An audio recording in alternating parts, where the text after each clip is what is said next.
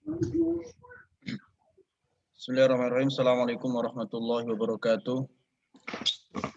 Alhamdulillah wassalatu wassalamu ala Rasulillah wa ala alihi wa ashabihi wa man walah wa man tabi'ahum bi ihsanin ila yaumil qiyamah amma ba'd. Ayyuhal ikhwah, hafizakumullah jami'an. Kita bersyukur kepada Allah Subhanahu wa taala di malam hari ini kita masih bisa berkumpul kembali untuk kembali melanjutkan dari pelajaran hadis Arba'in An-Nawawiyah yang insyaallah akan disampaikan oleh Ustadzuna Abu Ahmad hafizahullah ta'ala. Melanjutkan dari pembahasan kita, yaitu kita telah sampai ke hadis yang ke-18.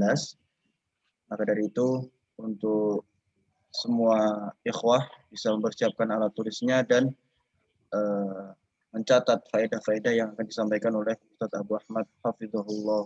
Kemudian tetap memperhatikan adab-adab thalabul ilmi walaupun tidak secara langsung, tetapi tetap harus memperhatikan adab-adab dalam thalabul ilmi, berpakaian yang rapi dan duduk yang bagus sehingga keberkahan ilmu dapat kita rasakan dalam kehidupan kita. Baik, kepada Ustaz Abu Ahmad hafizahullah taala, waktu dan tempat kami persilakan, pada tafadhol masykuran ma'jura. Barakallahu fikum. Bismillahirrahmanirrahim. Assalamualaikum warahmatullahi wabarakatuh. Innal hamdalillah nahmaduhu wa nasta'inuhu wa nastaghfiruh wa na'udzu billahi min shururi anfusina wa sayyiati a'malina may yahdihillahu fala mudhillalah wa may yudlil fala hadiyalah.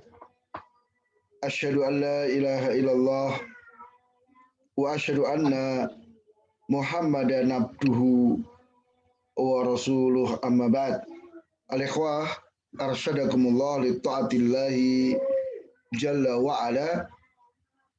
Kita senantiasa bersyukur kepada Allah atas karunia yang sedemikian besar, sedemikian banyak diberikan kepada kita semuanya. Nikmat besar diantaranya taufik untuk kita berthalabul ilmi. Karena ini adalah jalan yang akan mengantarkan kita ke surga Allah Ta'ala. Sebagaimana Rasulullah Shallallahu Alaihi Wasallam mengabarkan kepada kita, man salaka tariqan yaltamisu fi ilman salakallahu tariqan ilal jannah. Barang siapa berjalan untuk mencari ilmu, maka Allah akan jalankan dia dengan ilmu itu di atas satu jalan menuju surga. Jadi ketika kita sedang menuntut ilmu, maka hakikatnya kita ini sedang berjalan menuju surga. Sebagaimana kita tahu bahwa jalan ke surga, ya, atau surga itu tingkatnya ke atas, sehingga ada pendakian, ada masyaqqah, kesulitan, dan butuh perjuangan untuk bisa masuk ke surga. Sehingga thalabul ilmi ini sebagai jalan ke surga juga membutuhkan perjuangan. Pasti ada halangan, ada kesulitan. Sehingga Yahya bin Abi Katsir rahimahullah ta'ala mengingatkan kita, ya, la yunalul ilmi birahatil jismi. Tidak didapatkan ilmu dengan badan yang santai. Orang tidak akan bisa mendapatkan ilmu kalau dia santai-santai saja. Ya, rebahan, asik main-main, dia tidak akan dapat ilmu. Butuh perjuangan. Ya, butuh kita menumpahkan segala kemampuan untuk mendapatkan ilmu. Ya, termasuk mungkin di malam hari ini, ya, kita bersama duduk, ya, di majelis ilmu. Ini kalau kita tidak sungguh-sungguh, ya, karena ini misalnya online, kita nggak tahu, mungkin yang tidak dinampakkan videonya kita nggak tahu dia sedang apa. Ya, maka saya ingatkan, kalau kita santai-santai dalam menuntut ilmu, ya, tidak menaruh perhatian dan kesungguhan dalam menuntut ilmu, maka dia tidak akan mendapatkan ilmu. Berapa banyak penuntut ilmu pada hari ini berlaku curang? Ya, dia login saja kan, login satu dimatikan videonya, entah dia kemana, ya kan? Karena ustadznya nggak tahu kan. Maka kita hendaknya jujur dengan diri kita sendiri. Hendaknya kita senantiasa merasa diawasi oleh Allah Tabaraka wa Ta'ala. Nah, Taibal Ikhwah, Arsadakumullah, di malam hari ini kita sampai di hadis ke-18 dari Arba'in Nawawiyah. Hadis dari Abi Dzarrin Jundub bin Junadah wa Abu Abdurrahman Mu'adz ibn Jabal radhiyallahu ta'ala anhuma.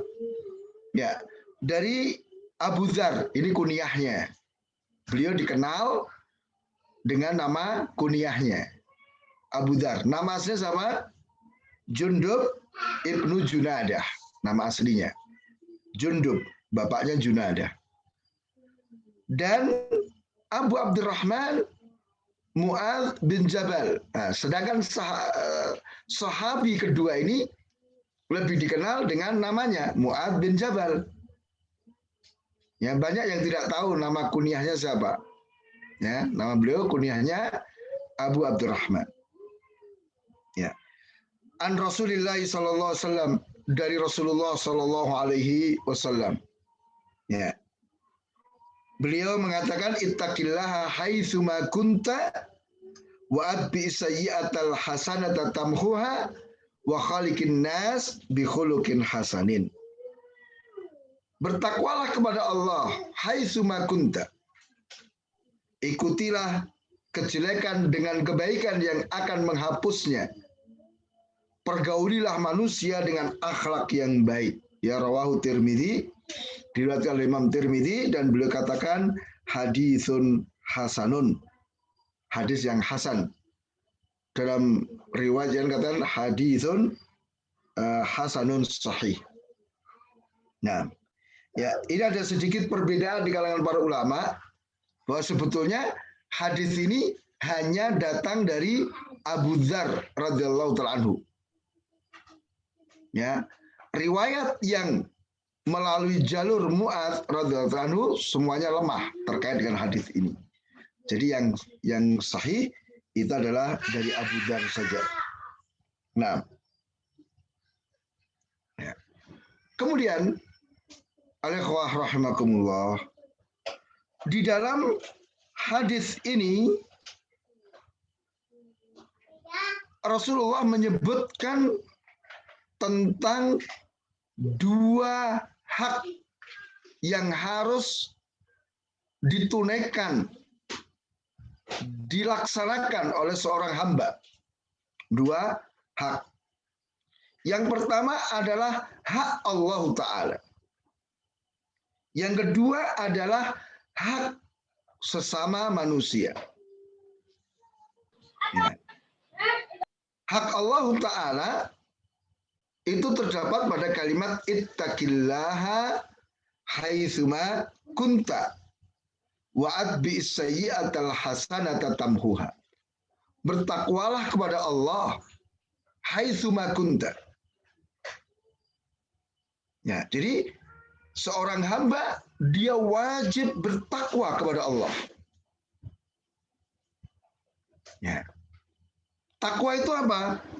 Takwa itu secara bahasa adalah melakukan usaha agar terhindar dari yang ditakuti. Ya. Jadi kalau dikatakan ittaqillaha, bertakwalah kepada Allah, maknanya apa? Lakukan usaha-usaha agar engkau terhindar dari azab Allah Ta'ala. Ya. Kalau dikatakan fattaqun nar, hendaknya kalian bertakwa dari neraka. Maknanya apa? Lakukan usaha-usaha agar dirimu selamat dari kejelekan yang berasal dari neraka. Itu makna takwa secara bahasa. Ya. Adapun secara istilah, takwa itu mengerjakan perintah dan menjauhi larangan-larangan Allah Ta'ala. Karena itulah usaha. Jadi agar kita selamat dari kejelekan, agar kita selamat dari ancaman azab Allah, usahanya apa? Ya kita melaksanakan perintah-perintah Allah, menjauhi larangan-larangan Allah Ta'ala. Itulah bentuk takwa. Nah, maka kita diperintahkan bertakwalah kepada Allah haitsuma kunta. Ya, haitsuma ini mencakup makna yang umum, menyeluruh. Ya, terkait dengan tempat misalnya. Jadi bertakwalah kepada Allah, takutlah kamu kepada Allah, lakukan perintah-perintah Allah, jauhi larangan-larangan Allah dimanapun engkau berada.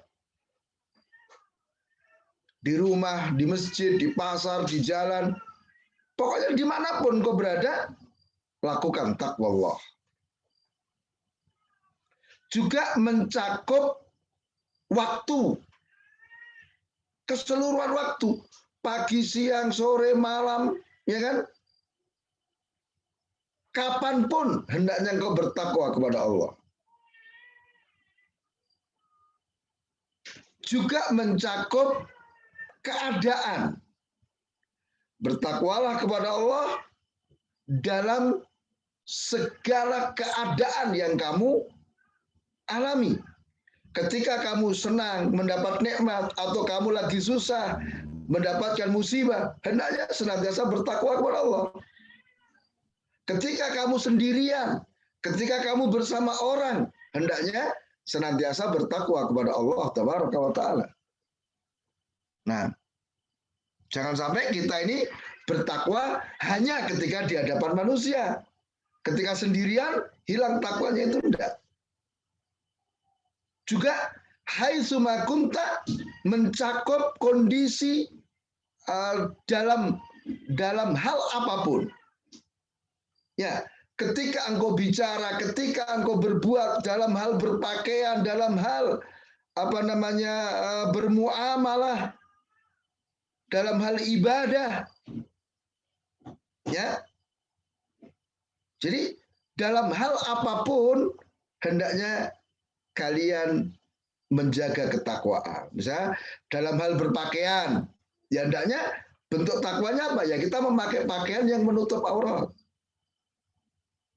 Ya jangan sampai kita hanya misalnya bertakwa dalam hal pakaian saja, tapi mungkin dalam muamalah tidak. Itu tidak benar semuanya.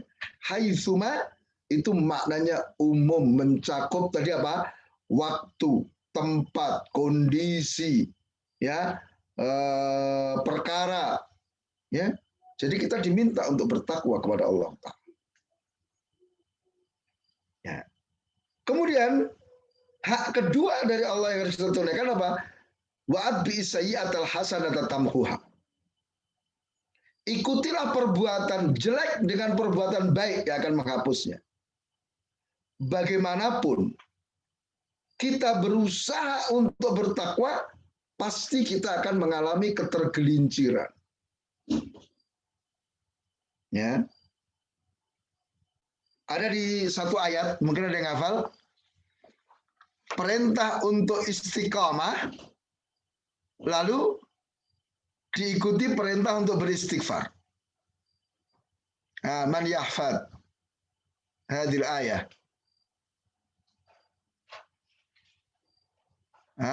Ayat yang memerintahkan untuk istiqamah, tetapi juga ada perintah untuk beristighfar.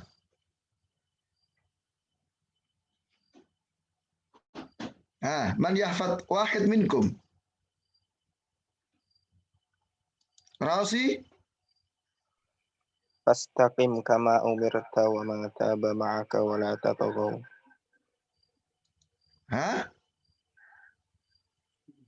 Apa ayatnya? Fastaqim kama umirta. Terus? Wa man taba ma'aka wa la tataghaw. Innahu bima ta'maluna khabir. Kalimat yang memerintahkan untuk istighfar. Ayat lain. Ibrahim. Wastaqimu ilaihi wastaghfiruh. Wastaqimu ilaihi wastaghfiruh. Nah, maka bertakwalah kepada Allah dan beristighfarlah. Itu menunjukkan adanya ketergelinciran kita dalam bertakwa. Ya, pasti kita akan melakukan hal yang menyimpang dari ketakwaan. Maka diperintahkan untuk istighfar. Nah, di sini diperintahkan untuk menghapus perbuatan jelek dengan perbuatan baik. Maka di sini ada keutamaan amal soleh, amal ketaatan. Jadi amal ketaatan di samping mendatangkan pahala, maka amal kebaikan itu akan menghapus kejelekan-kejelekan yang kita lakukan. Ada yang bisa kasih contoh? Satu amal kebaikan, amal ketaatan yang menghapus kejelekan. Azam. Bisa kasih contoh? Apa, Ustaz?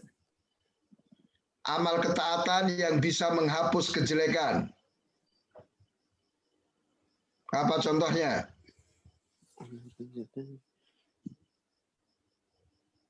Enggak tahu, Ustaz. Salat. Waduh. Salat, Ustaz. Salat. Di mana?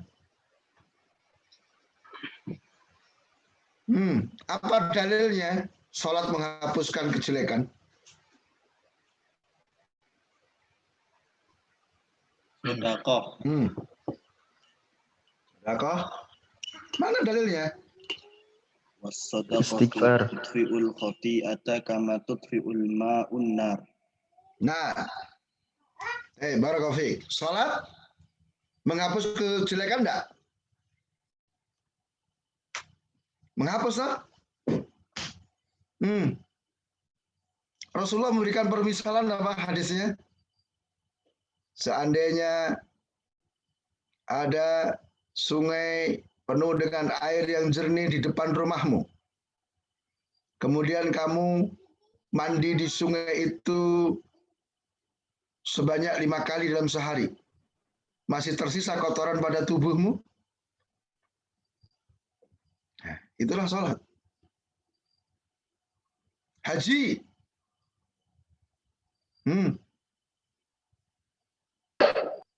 Orang yang balik dari haji, kondisinya apa? Seperti bayi yang baru dilahirkan. Dan semua kebaikan itu menghapus kejelekan. Nah, maka hendaknya kita bersemangat ya. Wudhu menghapus nggak?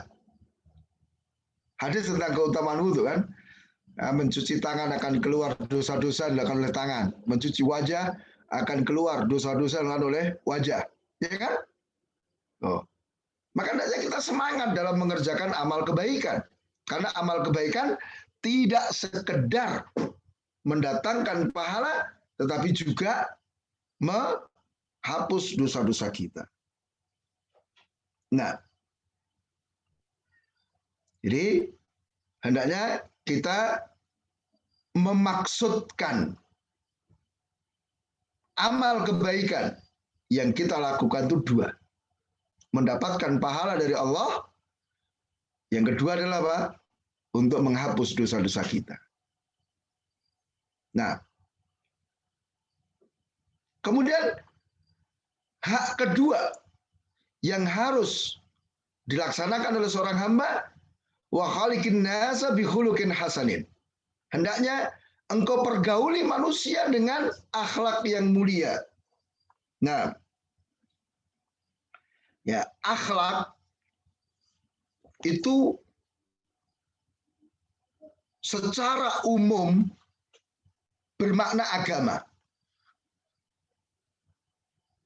Ya. Jadi al-khuluqu menurut istilah syariat secara umum maknanya adalah ad-din, agama. Wa innaka la'ala khuluqin azim. Sesungguhnya engkau wahai Muhammad betul-betul di atas khuluqun azim, yakni dinun azimun. Di atas agama yang sangat agung. Ini penafsiran Imam Mujahid rahimahullah ta'ala. Adapun yang kedua, makna khuluq, akhlak secara khusus, yaitu apa? Muamalah, interaksi, hubungan antara seseorang dengan orang yang lain. Nah, ini yang dimaksud dengan hadis. Jadi yang dimaksud wa khaliqin nasa bi khuluqin hasanin adalah apa? Makna akhlak secara khusus. Hendaknya engkau bermuamalah, engkau bergaul, berhubungan, berinteraksi dengan makhluk dengan perilaku yang baik. Nah, ya, jadi kita harus berbuat baik kepada orang lain dengan ucapan atau dengan perbuatan. Nah,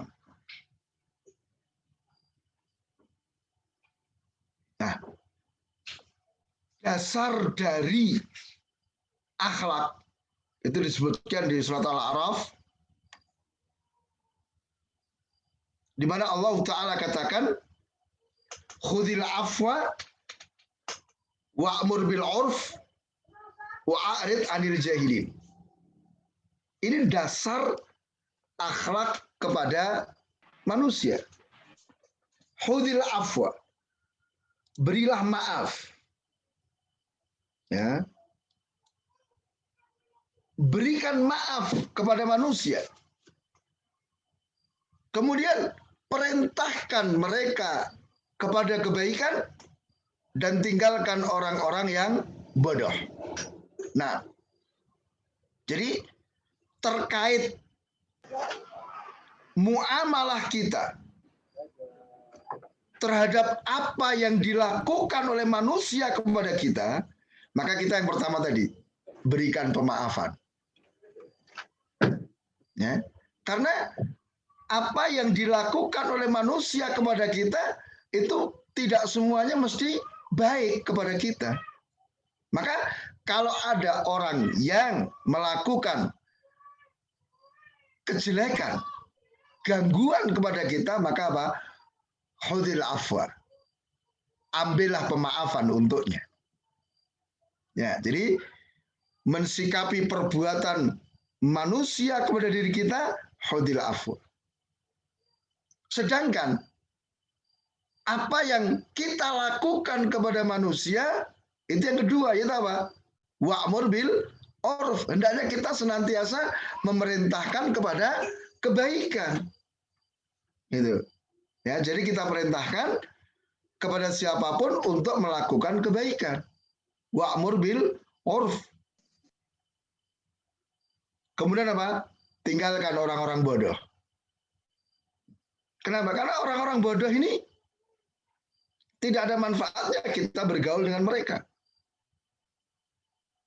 Orang-orang bodoh ini kalau diberi kebaikan, dia tidak mengerti dan tidak akan menghargai kebaikan itu. Ya. Tetapi mereka akan mencari-cari kejelekan kita, kekurangan kita, sehingga akan merendahkan kita. Ya. Maka ini hal yang sangat luar biasa.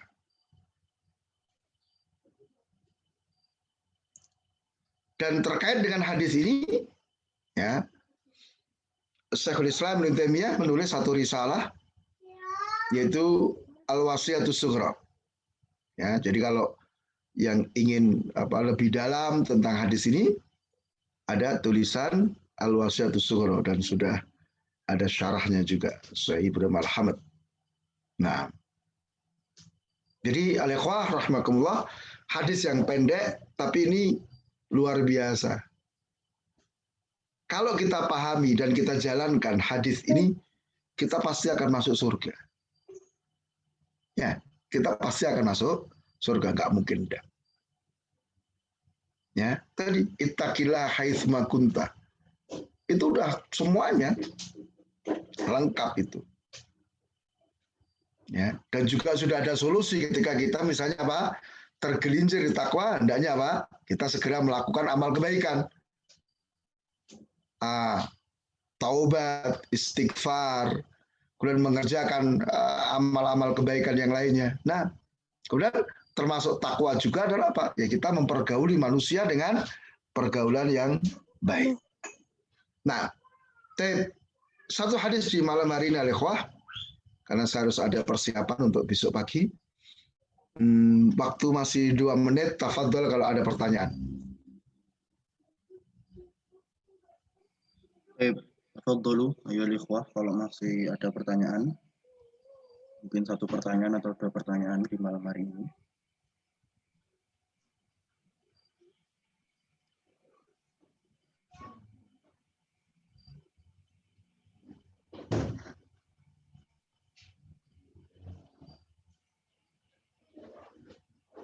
Kalau tidak ada, ya kita cukupkan sampai di sini dan kita mohon pamit ya dan minta doa untuk besok, karena saya ada ujian besok pagi. Ya, mudah-mudahan dimudahkan dan dilancarkan, lulus dengan baik begitu. Ya, ujian proposal ya. Proposal penelitian, sehingga nanti kalau udah selesai ini kita akan lanjut di penelitian. Gitu saya, kurang lebihnya saya mohon maaf. Subhanakallahumma bihamdika, asyhadu an la ilaha illa anta astaghfiruka wa atubu ilaik. Saya kembalikan ke host. Tafadhol. Demikianlah pelajaran kita pada malam hari ini. Kita senantiasa berdoa kepada Allah Subhanahu wa taala agar Allah Subhanahu wa taala memberikan ilmu yang bermanfaat pada kita dan selalu memudahkan semua urusan kita di dunia dan di akhirat. Baik, para santri, sebelum antum keluar semua, antum bisa untuk mengisi link absen yang sudah dibagikan di chat. Nanti setelah antum mengisi link tersebut, baru diperbolehkan untuk keluar dari Zoom. Demikian dari saya cukup. Subhanakallahumma bihamdik, asyhadu an la ilaha illa anta astaghfiruka wa atubu ilaik. Assalamualaikum warahmatullahi wabarakatuh.